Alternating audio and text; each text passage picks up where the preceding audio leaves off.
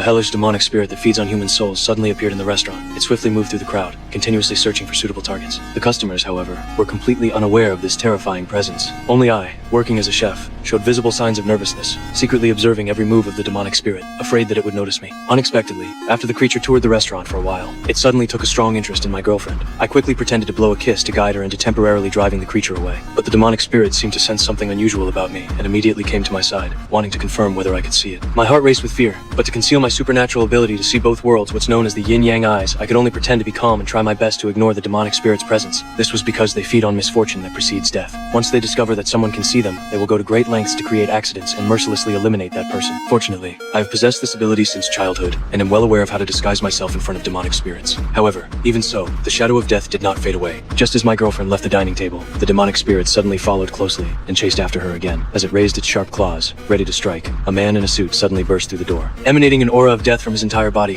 His presence instantly caused the demonic spirit to change its mind. It wrapped around the man in the suit and refused to leave. I knew that the appearance of demonic spirits must be accompanied by terrifying bloodshed, because these ominous creatures can keenly sense approaching disasters, and the evil thoughts emanating from the man in the suit's mind had even attracted a large group of hellish demonic spirits. They surrounded him, constantly asserting their dominion like fanatical believers, continuously amplifying the evil in his heart. I had never seen so many demonic spirits appear at the same time. This meant that an unprecedented massacre was about to occur. No matter where the man in the suit went, the demonic spirits would tightly surround him. I believed he must be plotting some terrifying scheme, which was why these ominous creatures were drawn to him inexplicably. To uncover the truth, I quickly followed him closely. He apparently did not know that countless demonic spirits had already completely surrounded him, but strangely, just as the man left the shopping mall, the entire army of demonic spirits suddenly stopped in their tracks, seemingly sensing my presence. They turned their heads and paused to think. Then, as if receiving some kind of command, opened the gates of hell and leaped down one by one.